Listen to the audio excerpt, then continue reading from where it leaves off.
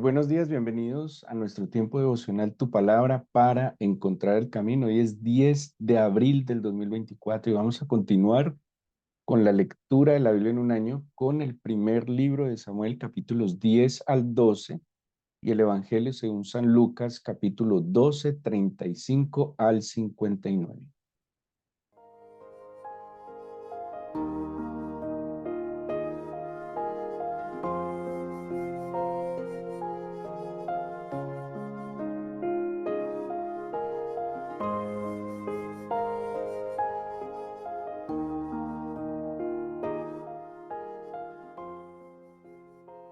Quisiera invitarlos a que nos ubiquemos en el capítulo 12 del Evangelio según San Lucas.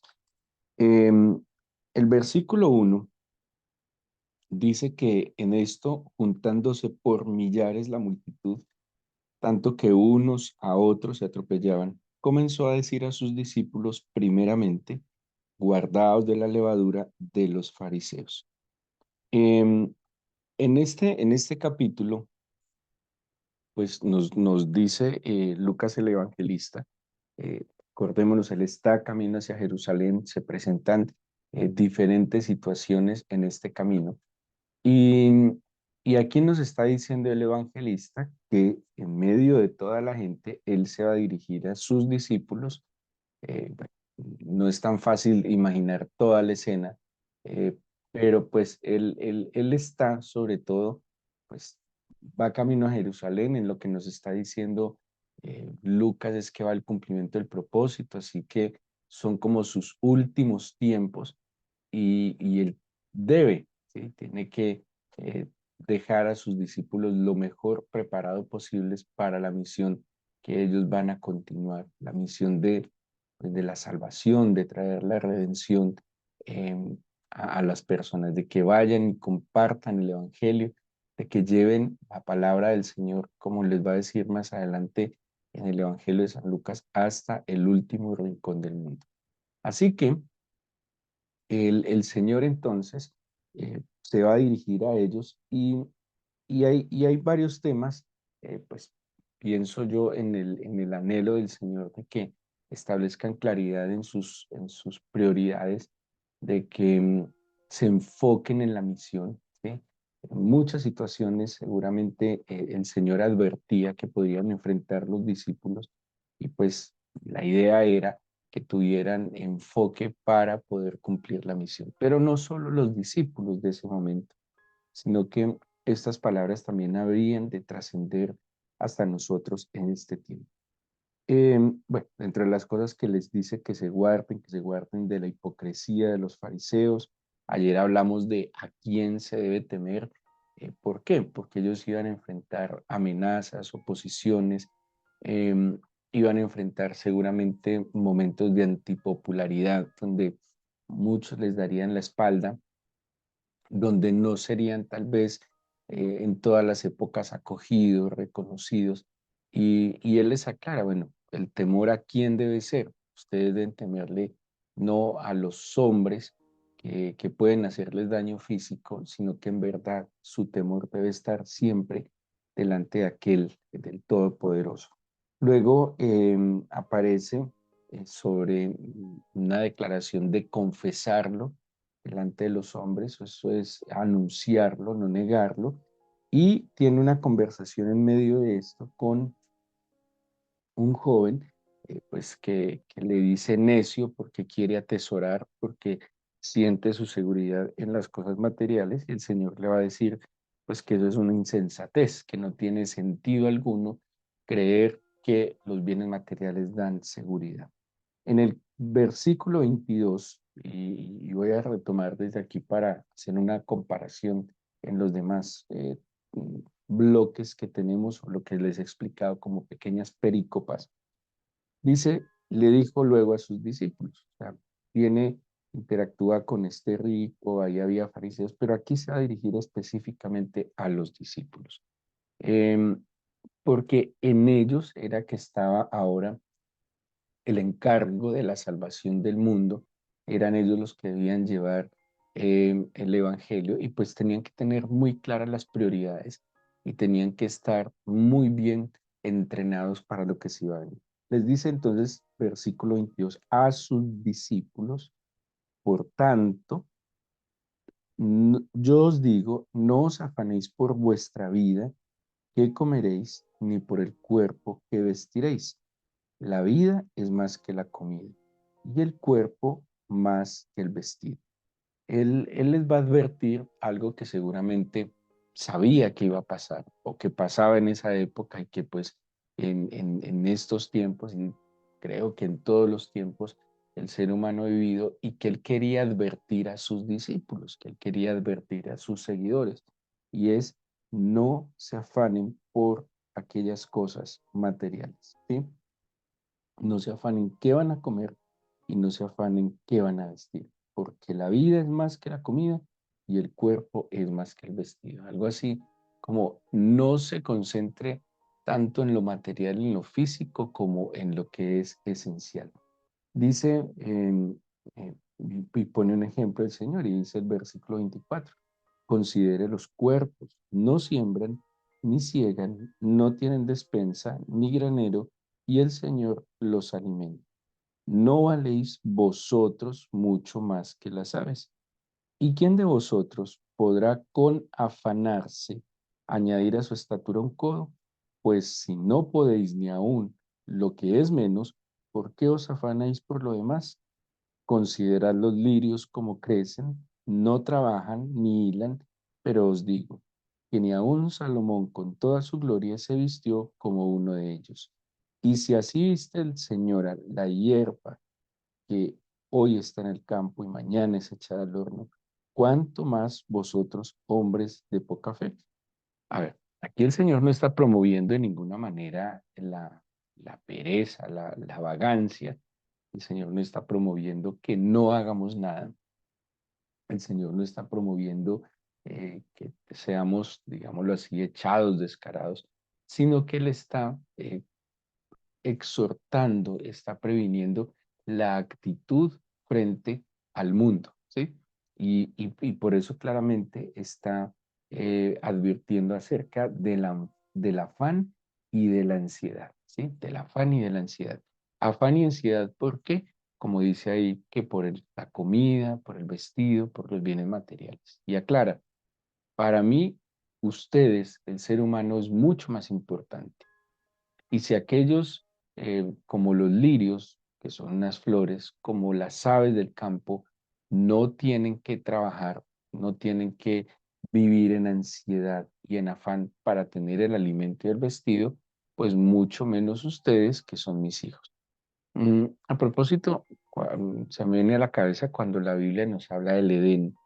En el Edén había un trabajo que hacer. O sea, el trabajo no es un castigo como consecuencia de la caída. Siempre ha habido un trabajo que hacer. De hecho, en el Génesis, el Señor le dijo a Adán y a Eva que labraran la tierra. O sea, había un trabajo que hacer. No crean que Adán y Eva estaban en el paraíso como en unas vacaciones eternas y que se la pasaban no sé, al sol, bronceándose. No, Adán y Eva tenían una labor que hacer, y lo dice la Biblia: labranza, ¿sí? Un servicio. Ellos tenían un trabajo. ¿Cuál era la diferencia? Pues que este trabajo no quería decir que si no cumplían rigurosamente unos horarios, unas tareas, no iban a ser alimentados, ¿sí? El alimento estaba. Este trabajo consistía en una sabia administración, en unas normas que el Señor obviamente habría instruido sobre las semillas, sobre labrar la tierra, sobre cuidar la tierra, pero no es que si no trabajaban no comían, ¿sí? El trabajo era benéfico. Como consecuencia de la caída, el ser humano tiene que seguir trabajando, ¿sí? O sea, la condición no cambia, solo que va a experimentar el agotamiento y el desgaste. Y ahí sí está la condición que si no trabaja, no come, ¿sí? Y así lo va a decir Pablo en la carta a Tesalonicenses, que el que no trabaja, pues que no coma, porque el obrero es digno de su salario. Así que aquí no está el Señor promoviendo que no hagamos nada, sino que está promoviendo la actitud que tenemos que tener hacia las cosas de la vida, ¿sí? Y en lo que tenemos que descansar, y nos quiere guardar de un sufrimiento como la ansiedad y el afán, ¿sí? Como la ansiedad y el afán. De que confiemos, Pablo hace una semejanza del Señor Adán como nuevo Adán, y dice que así como Adán era el Señor del paraíso, del Edén, ahora Cristo es el nuevo Adán que nos introduce de nuevo a esa condición especial de relación con el Señor. Así que, pues, tenemos que trabajar, pero tenemos que trabajar sin afán y sin ansiedad, porque por más que nos llenemos de estas dos actitudes en nuestro corazón, no vamos a lograr más. Sea diligente, sea esforzado, sea valiente, dice la Biblia, pero hágalo, como le decía Pablo a Timoteo, en la gracia que es en Cristo Jesús. Hágalo con alegría, hágalo con diligencia y hágalo según sus fuerzas. Cuando hay que descansar, hay que descansar. Cuando hay que trabajar. Y habrá días seguramente que son más demandantes que otros, pero sépase regular. El día que tenga que madrugar más e ir más tarde a reposar porque tocó trabajar más, hágalo con alegría, sin queja alguna, con esperanza. Y el día que deba descansar un poco, porque su cuerpo mismo lo va a demandar, pues hágalo también en el Señor. Como Pablo nos exhorta, que todo lo que hagamos sea en el Señor y para el Señor. Entonces dice, dejen ese afán y la ansiedad por las cosas materiales, tranquilos. El Señor está atento a las cosas. No es fácil. A veces tenemos compromisos que cumplir. A veces también hay una presión social sobre los bienes materiales. Pero no, descansen en el Señor. Hágalo si usted está trabajando con diligencia, con integridad, con honestidad. Tranquilo, que el Señor siempre va a bendecir el que hace las cosas bien. El Señor bendice a aquel que actúa en obediencia a su palabra, en verdad, en justicia y en honestidad. Y el que es fiel en lo poco es puesto en lo mucho.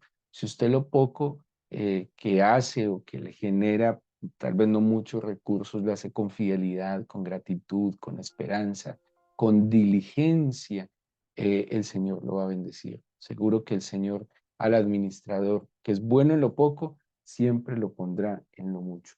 Así que, dice el versículo 29, vosotros pues no os preocupéis por lo que habéis de comer y por lo que habéis de beber, ni estéis en ansiosa inquietud.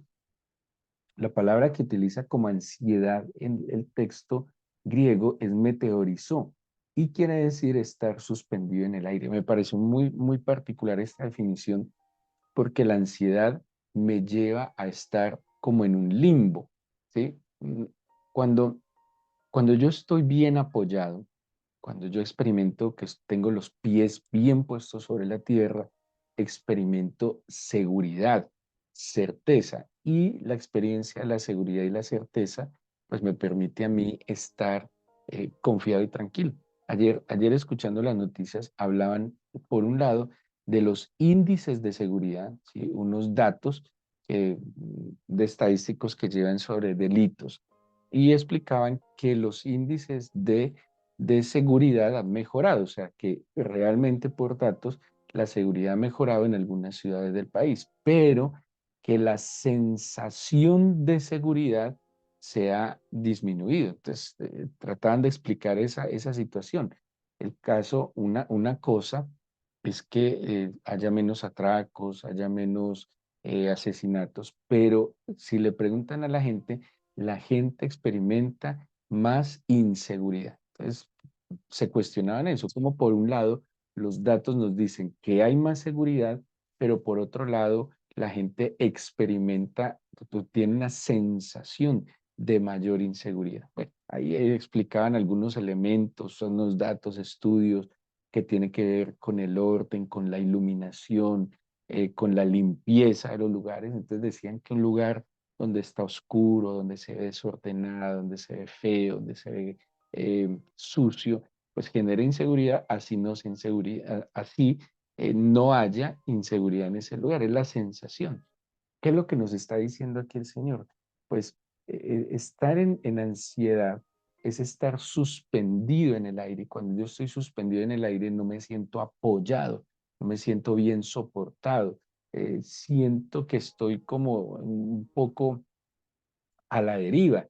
Y por eso el Señor les dice, No estéis en esa ansiedad, no estéis suspendidos en el aire. Por el contrario, en confianza apoyémonos sobre el Señor. Eso lo dice la Biblia, Él es nuestra roca fuerte, Él es nuestra ciudad amurallada. Y pues vengamos a apoyarnos y soportarnos en Él. Dice también el Evangelio de Mateo que aquel que le escucha y hace y obedece la palabra del Señor es aquel que edifica la casa sobre la roca. El que no lo obedece es aquel que está suspendido en el aire por su afán y por su ansiedad. Y luego termina esto dándoles la máxima y dice, estas cosas, todas estas cosas, la comida, el alimento, los bienes materiales, las buscan las gentes del mundo, pero vuestro Padre sabe que tenéis necesidad de estas cosas. O sea, lo que está tratando de explicarles es establezca su escala de valores, establezca las verdaderas prioridades. Qué triste que un creyente que debería estar buscando el reino de Dios y su justicia vive en ansiosa inquietud, suspendido en el aire por las cosas materiales. A que no pueda dormir, que no pueda disfrutar, que no pueda dar testimonio de su fe, que no pueda disfrutar de su relación con el Señor, porque está día a día pensando, enfocado y trabajando en qué va a comer, en qué se va a vestir y en las cosas materiales. Así es la gente del mundo, pero ustedes no. ¿Ustedes qué deben hacer? Busquen primeramente el reino de Dios y su justicia y todas estas cosas os serán añadidas. Eso es una promesa impresionante. O sea, en todo lo que usted haga, busque primeramente el reino de Dios y su justicia. Cuando usted vaya a su trabajo, cuando usted vaya a su estudio, cuando tenga que cumplir sus deberes, busque que en todo el nombre del Señor sea glorificado y que el reino de Dios, a través de su testimonio y de sus palabras coherentes con su testimonio, pues le permita que ese reino de Dios sea manifestado. Busque al Señor, busque obedecer al Señor, busque agradar al Señor. Y Él prometió que todo será añadido en la medida en que usted sea diligente, descanse en Él, espere en Él. El Señor no lo desamparará, porque si Él lo dijo, así dice la Escritura, Él lo va a hacer. Porque Él no es hombre para que mienta, ni hijo de hombre para que se arrepienta. Cada palabra que Él promete, o sea, Él cumple su parte, cumplamos la nuestra. ¿Cómo vamos a experimentar que Él añade todas las cosas que necesitamos si no buscamos primeramente el reino de Dios y su justicia? Ese es el orden. Y muchas veces no vemos el cumplimiento de la palabra del Señor, pues porque nosotros no cumplimos nuestra parte. Hay una, hay una demanda, digámoslo así, de que pone el Señor y una promesa de bendición.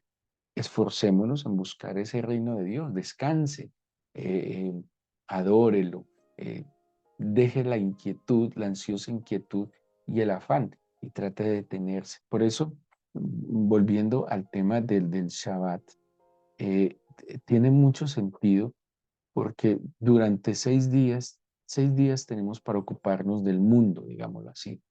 Pero el Señor dice, el séptimo día, si usted ha trabajado, si usted se ha esforzado por otras cosas, dedíqueselo al Señor, apártese para el Señor, descanse en el Señor, que Él hará. Cuando el Señor establece el año sabático, que era el séptimo año de las cosechas, el Señor exigía que durante ese año no se labrara la tierra, que se dejara descansar. Difícil, ¿sí? Porque lo queremos todo y lo queremos explotar todo. Dice, no, confíe, deje que la tierra se recupere y usted va a vivir de lo que el Señor le va a añadir.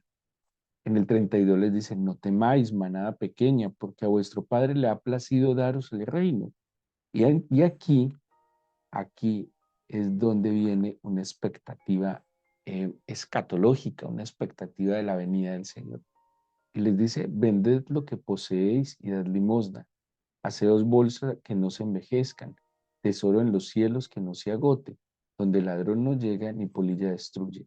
Porque donde está vuestro tesoro, allí estará también vuestro corazón. Y viene algo muy importante y tiene que ver, por eso en el libro de los Hechos cuenta que los discípulos empezaron a vender todas las cosas y traían digamos, el resultado de la venta, lo ponían a los pies de los apóstoles y ellos lo repartían en la iglesia.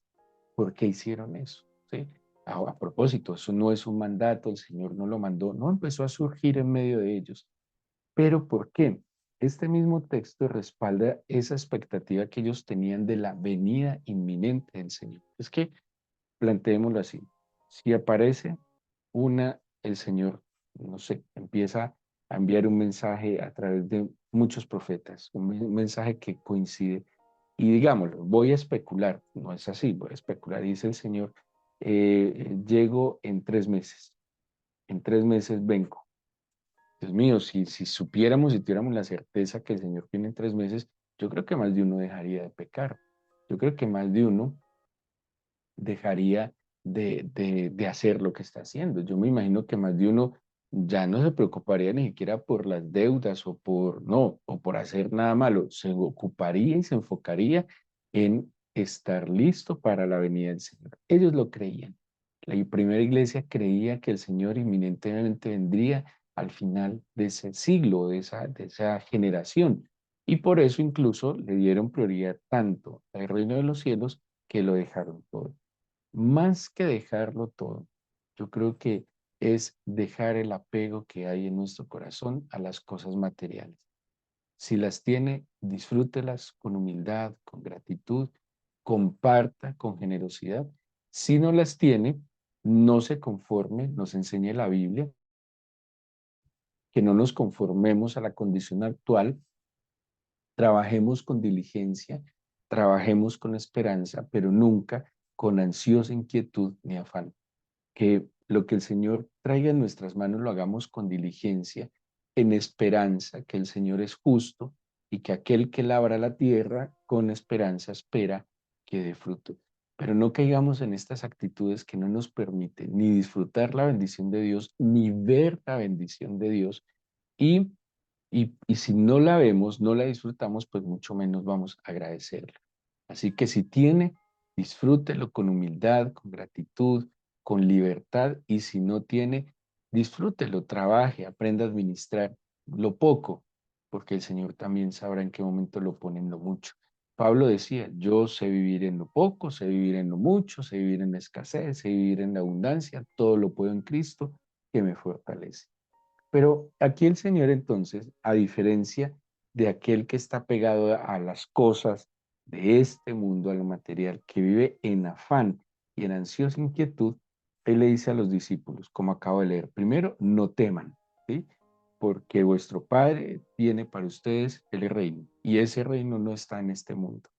Dos, les dice en el versículo 35, estén ceñidos vuestros lomos y vuestras lámparas encendidas, y vosotros sed semejantes a hombres que aguardan a que su Señor regrese de las bodas, para que cuando llegue y llame, le abran enseguida. Bienaventurados aquellos siervos a los cuales su Señor cuando venga los halle velando. De cierto os digo que se ceñirá y hará que se sienten a la mesa y vendrá a servirles. Y así miran que por un lado está aquellos que están afanados y suspendidos en el aire, como definimos la ansiedad, afanados y ansiosos. Y por otro lado, el consejo del Señor es, primero, no tema.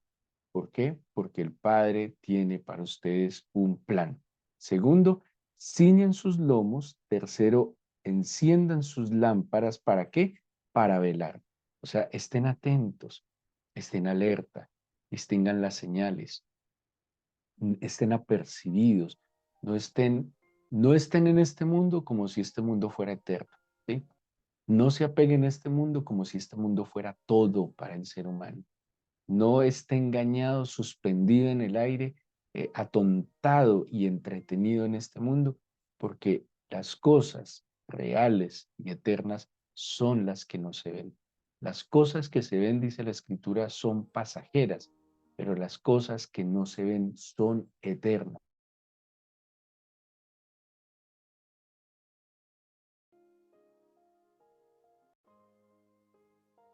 Las cosas que el Señor tiene para nosotros están más allá de lo que podemos contemplar. Entonces, a los discípulos, ¿qué les dice? Dejen a un lado esto, este afán, esta ansiedad, esta inquietud por estas cosas y más bien confíen, no teman, cíñense los lomos, tengan sus lámparas encendidas, es la luz del Espíritu y estén velando, estén atentos, alertas, haciendo lo que deben hacer.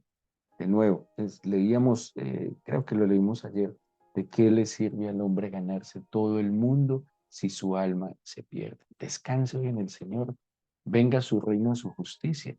Imagínese si usted fuese llamado hoy a la gloria del Padre y que el último día de su vida se lo haya pasado estresado, preocupado, de mal genio, o simplemente lleno de amargura porque no tiene las cosas que este mundo le están haciendo creer que usted necesita.